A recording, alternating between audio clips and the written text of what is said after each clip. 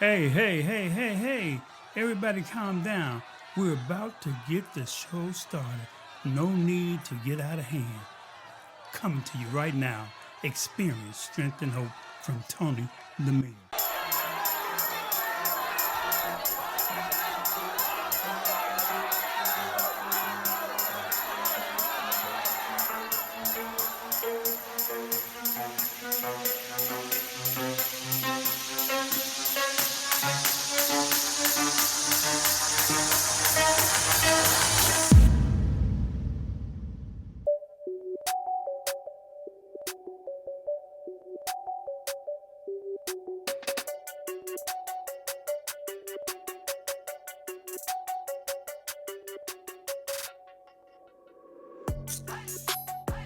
All right, we're back again. This is Tony the Mayor T, to bring you more of experience, strength, and hope.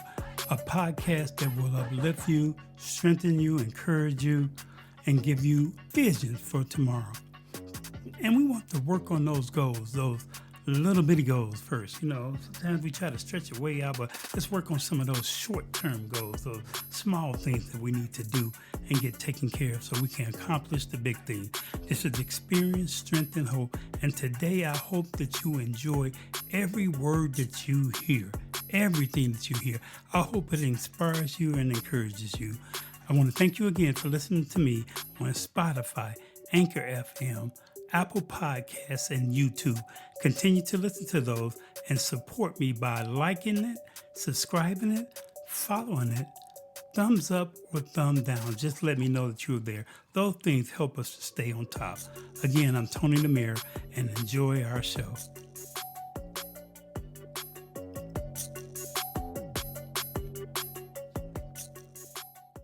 People like you are important, man, because these guys need it, you know. These young guys see your shirt. And I think about it, I like the way you dress, how you wear these things like that, because they can relate to it. You understand what I'm saying? It's not like me coming up in a suit trying to give them Jesus. Yeah, you ain't going to draw. I mean, that's the thing. You got to use tact. Mm-hmm. But, God truly changed the inner part of me, but I know how they think. I still know that street game and the mentality. So I know how to relate to them, to draw them in. You know? As far as relating to them, talking to them, you say you know the street game. I mean, when the first time you used the word bid, I didn't even know what a bid was. Yeah. I didn't know none of that. And somebody else used another. Prison slang. Man, they slang on me, man. I didn't know what they were talking about, man. A whole different level of community, and somebody got to be able to reach them. You know, somebody got to be able to talk to them, and so I know I have my area of people that I might be able to reach. Or I like talking to the kids a lot, you know, because that's what I work with every day. I like to see them when they're in church and get older in church. You know, they try to slip up a little bit.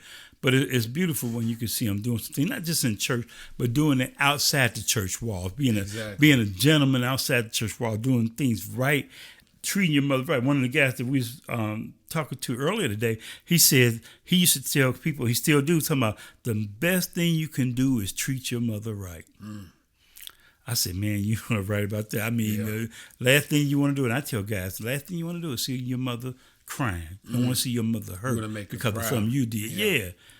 You want to see your mother proud. That was one of my biggest prayers when I gave my life to Christ, was to make my mother proud before she died. You know, because I always seeing her. I knew I was hurting her, running them streets and getting locked up. You know, calling from the jail, calling from the prison. You know, and it was just something and I've seen it. You know, so God, that when He answered that prayer, I knew He can answer everyone, because that was, you know, the biggest thing to my heart. Yeah. I preached a sermon a long time ago that about the seed remains, that if you plant that seed there, may think it's never going to grow, nothing's going to happen. You know, sin will keep you longer than you want to be, and when you're ready to get up out there, sin be like, I got to hold you now. Now you need power to cut you loose. You said you wanted to do this. Yeah. It'll keep you there longer and have you go places you don't want to go. I'm telling you. I mean, I remember, you know, doing the things, you know, all the drugs I was doing and losing jobs and all the potential I knew I had. And it would never, you know, blossom, that potential I had, because it's just potential, you know what I'm saying, sitting, but until, you know, you utilize it, you know, and then that's when you're actually being successful at whatever you put your hands to. You saying you don't want to do the sin. You wanted that life, but then you get out there and now I'm ready to live right. I gotta go. No, you gotta pay. You got some dues. Bro, you got some dues. That's it. Yeah, I got dues to pay now, huh? Got dues just like that last. They say the wages of sin is death. You got to pay up. You got to pay up. Like that last prison bill, giving my life to Christ. The bars didn't open up because I gave my life. I still had to do that rest of that time, But doing it, I tell you what, brother, that was the most beautiful time. I look back at it. Yeah, I was away from my wife, my kids, but when with the Lord there, it was like I never was alone. Mm-hmm. When I felt alone, I prayed, and He just comforted me, through those tough times. But it was great because I had time to be nothing but with Him and communion with Him, and it was special, man. It was. He knew me. God knows better than we know ourselves. Yeah. So He's like, I'm gonna spend all this time when I'm gonna get you ready, because when you get back out there, that you can stand strong and stand in me. So switch gears a little bit on the ministry, street prophets and everything. Do you have other people involved with you, or is this something that you mainly doing by yourself? Me doing by myself. Yeah. That started out with No More Chains. Yeah, my vision. God gave me it when I was in the joint. No More Chains. No More Chains. That's where I started with, and then it just expanded from there. Okay, so you still, the No More Chains is still the main, is what? The name of the ministry. The name of the ministry is No More Chains, New Life. Okay. But what a street prophet is you. Yeah. All right now. Street prophet is me. Yeah. And it was, I was seeing all these messages going out. That people have all this negativity. And I said, Lord, all this negativity, give me something that I can also, spread to the world, your word. Show me how to do it. So, I started making these shirts for the ministry at first, and then He gave me street prophets. I said, street prophets, go back to the streets, that's and amazing. Give His word, And that's what we talked about before. It's just excellent to have your bishop, have your pastor supporting you, yes. behind you and things. I've been in churches before that, you come up with an idea, and if it ain't part of that ministry, the church, they don't want to support you. Don't think it, we already got this here. Yeah. We already, but to be able to take the ministry, because I don't believe that we just confine to the four walls, but it's something God gives us to take out, and the more you take out, the more could come back to, come back to the ministry, right? Bringing people back in, because we're going to need them. Sometimes they're not just thinking, man, you got so many different things out there now people want to believe in. Kanye is your next preacher, and then this guy down here, you want to be a Hebrew, this guy's the black Israelite, black, everybody got something going on. It's so much confusion within religion. I want to say within religion, because we follow in Christ, so right. And that's religion when they just looking for something to grab a hold on because it look cool or look good. Okay, that's just religion. Yeah, I've been there too, where I remember being locked up one time. I seen the Muslims, and I was like, well, look at that, they on a rug, you know what I'm saying? Oh, that's cool, they got a rug. Or then the Jamaican, what is it? Rastafari, because they smoke marijuana. So I don't know, you can't find God in none of them places there, none of the places. Got to have Jesus. I grew up in Chicago, and the first time I saw Nation of Islam, man, and the Muslims, my brothers used to be sharp all the time. The way they carried themselves, the way they walked, and they had the big mosque in Chicago. Anyway, man, I was like, oh my goodness, your mind started messing with you. Not that I wanted to be one, but the discipline. Yeah, the discipline was amazing. And I said, man, maybe this would be all right one day. But. It with me, when I seen that too, was like, I think I need that for my life. You seen it looked like they were communion together, and they all were joining together and supporting each other. And that's what the outer appearance, as Jesus talked about the Pharisees and the Sadducees. You know what I'm saying, and seeing that. But as you, like I said, ain't nothing like a union with Christ, and that He'll show you, reveal the truth to you, true way. And they own everything around our neighborhood. They had a restaurant. We had a place called Gravity Disco. They owned that they, the Muslims ran. They had businesses everywhere. Yeah. I was totally almost convinced until they told me I couldn't have that pork chop sandwich. I about fell back, brother. Yeah, I was all right until the end, man. You know. So yeah. I So wait, hold up. Maybe this ain't the thing, man. Come up with something else, you know. But I know that's right. But the words of the things that they were saying was amazing. So as closer to my I think I was junior, senior in school. A friend of mine, me and Michael, we started going to church. You know, a church that my mom and my grandmother grew up or went to. It was St. Paul's Church of God in Christ. We would visit there. We started taking the L on the bus. You know, when you that the L train, I know what you're saying. Okay, yeah. I just want to make sure. Yeah. And some people are saying the L, you know. Yeah. We started taking a train and a bus to go to the church. It wasn't too far from us, but ain't no way you're walking to.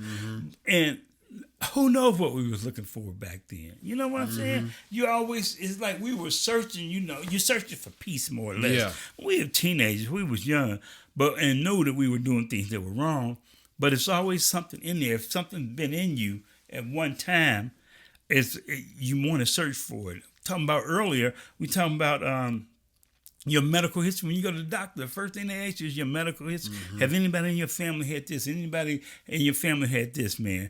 But you look at your spiritual history. You look at where we grew, the foundation that somebody has set up for us years. Your grandmother, your great-grandmother, singing, picking cotton, singing hymns and stuff like that. All these things may have been planted in your family history, man, that you don't even know is there. Don't even know. Until one day you go back and you've researched in your spirit, and you research, you say, hey, man, I really need this. Is the only thing that's gonna work for me. Any other thing wouldn't probably work for me, man. I know the streets wasn't gonna work for me. No, definitely not. Yeah, kill you, or I'd have spent the rest of my life in prison. I'm sure. You know. Is that right? Yeah. Yeah, I'm glad you made a change, I'm brother. glad too, brother. I ain't want to have to run up on you or nothing, man. You too big. I ain't gonna try to rest. You know. This is just a short break to remind you to listen to us on Anchor FM, YouTube, Spotify, and Apple Podcasts. Thank you, and you have a blessed day. Don't forget to like and love us. Don't forget to give us a thumbs up, thumbs down, follow, and subscribe. You know, brother, when I look back, I think we shared this the last podcast we did. It was something how, it's like I always knew it was like I was playing a part. This wasn't me. That God just had me in it, you know, and it was a time when he's going to pull me out, you know. Yeah. And he pulled me out, brother, and I'm so thankful, you know. Think about it, when we went to Wichita then, man. That was beautiful then, man, because, I mean, we didn't know each other. We knew each other at church. Yeah. But when you started to find out, I was amazed with some things. I was like, man, this is a good brother. You know, you're serious about what you're saying. You know, just the fellowship sometimes, you know, just the fellowship with the brothers and get to know men that have a purpose, men that was just like you or did some things. Because we're so afraid, you know. I heard you say when you were speaking of them, I'm just got to be transparent. I got to let you know the real deal. Yes. I can't, you know, I got to let you know who I am, what I've done, and everything like that. And I'm not trying to hide, you know. And so a lot of times we're afraid to say, you know, what we've been through and the things that we've done. You know, I'm not afraid to say what I've done, you know, or afraid of the reaction anymore. It used to be I would be afraid of the reaction. But you never know who needs to hear it. Exactly. You know. Yeah. Later on, you know, somebody come and tell you, man, that's exactly what I needed. You know, I need the help. They need to see men like us that's married. Yes, definitely. You know what I'm strong with it, you know, and know what it really means to be married, that covenant, you know, relationship. And I know your relationship, you bring your daughter with you, man, that's beautiful. Yeah. You know, it's just it's excellent. I see her in church helping out and everything, and that's where we slowly but surely are planting these seeds. Yeah. And you know, she's gonna remember it years from now. You know, I know my kids, man. We used to, my girl-in-law sitting up, they'll tell you some stories, boy. Sitting up on the road together, can't move, can't do that. I mean, it was a little bit, it ain't like it is now, man. They was strict religion. They sitting there, man, ain't moving. In church, can't even go use the bathroom, man. And better not be talking. It was real. Then if you talk, I used to get snatched up, bro. I got to get sent to the bathroom, get tore up in the bathroom. What you know about that, boy? Better not cry when we get back up there. Yeah.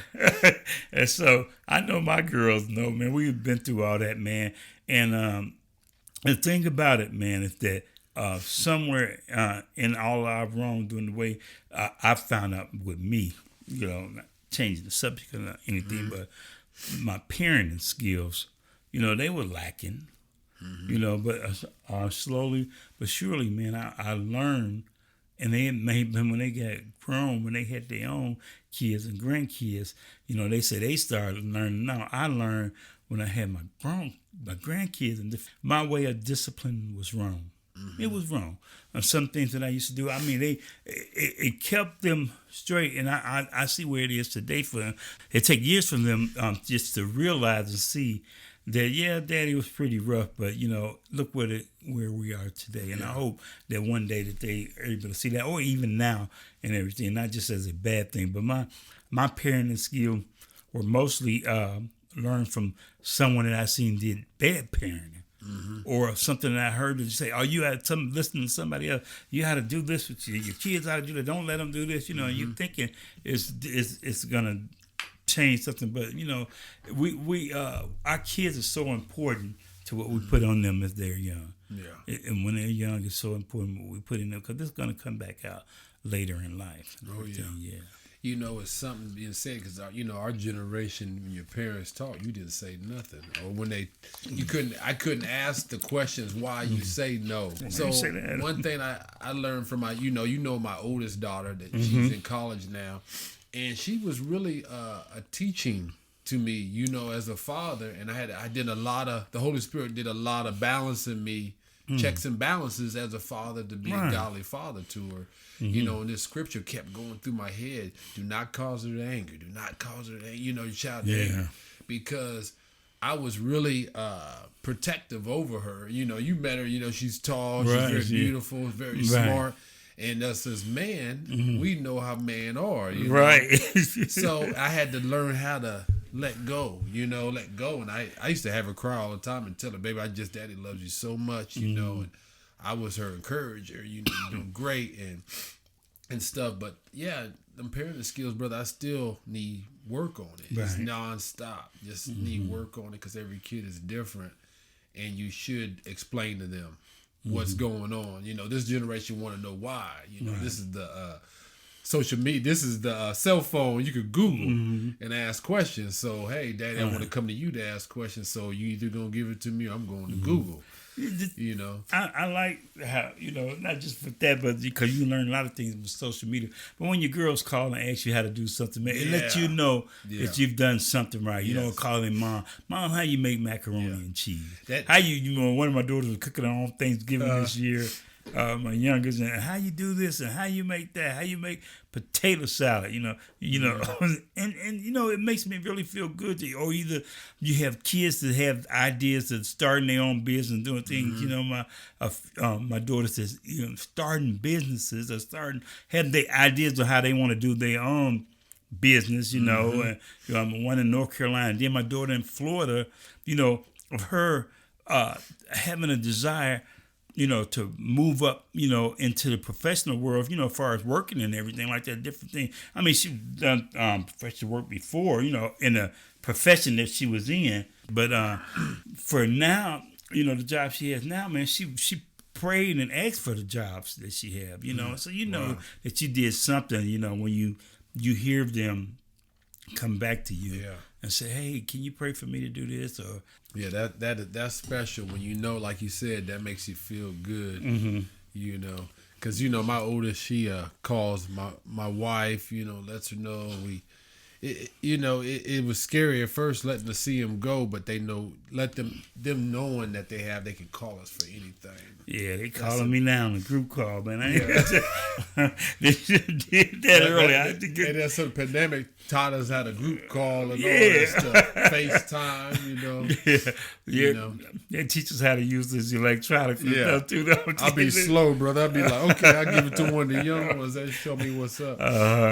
But yeah, man, God, all this stuff we're talking about is just something, all this in the Bible. And, God, He don't spell it all out, but we have the Holy Spirit that He'll illuminate it out. Those scriptures, and teaching us about parenting. Like, it's something about on being a husband, it just tells us to love a wife, put her first, and He'll show you too. I remember first praying for that, because you know, when I first was married to my wife, you know, I was not a good at all, not knowing how to be a husband, and even the things I knew was right, I would choose the wrong things because I didn't have the right leader. You know, I didn't have Jesus Christ at the time. You know, and how long you been married now? Showing me, but I've been married now 12 years. 12 years. 12 years. You know, we know any longer, but you know, 12 years married. Yeah. You know.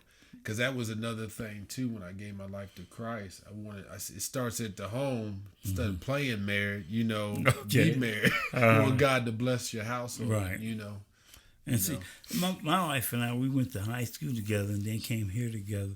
But she gave her life to Christ first, you know, and it's something about it that you want your. I mean, if you truly love the person, that you would, if you want it to be so right, man, when they ask you, you know, can you come to church for me? Can you do this? Or, you know, you be willing to do it. Or, you know, because you got that bond together. And then, you know, society is putting out so much that you don't have to be married or need changing up. You know, you look at these superstars, not even superstars, the athlete, I guess he's a superstar, but, you know, you look at some of these people out here, man, they stay married, you know, a few years and they change up, then go to this person, you know, they make it look like it's just, you know, it's not a sacred thing, like it's not important, man.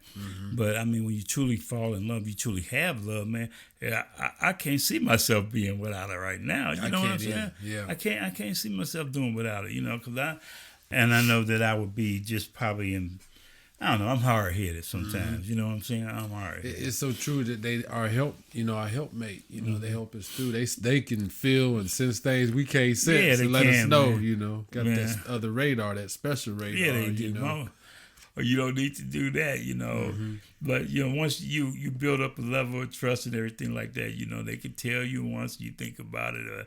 They put it in God. My wife always said you can put it in God's hand and everything. So. It's been a few times she put me in God's hand. You know,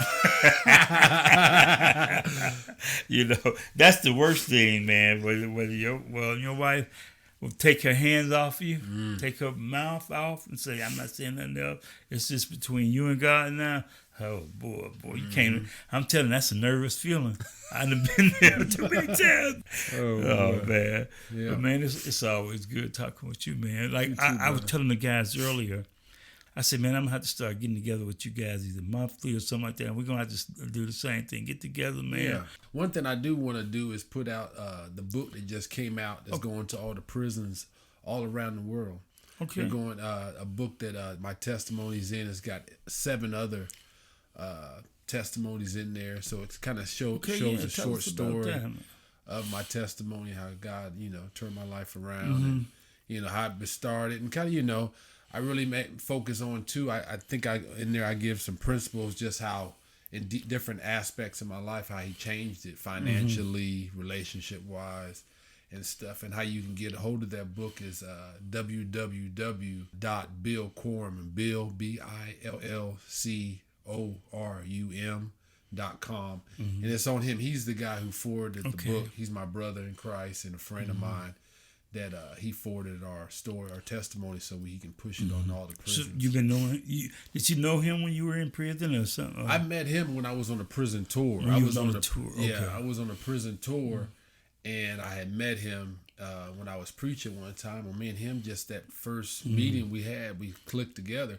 Matter of fact, he came to New Directions for me a couple of times. He's out of Kansas City. Okay. And I call him up. He comes and shows up, and he, you know. He's been doing prison ministry, I think, 30 years now. Yeah, we need you said New Direction, man. You know, something about you missed the place. You know, something was good, but I miss it because it was so many times that you can just... Yeah. You can learn, you can teach, and you can learn. You can learn. I tell you what, that place showed me if you really want to...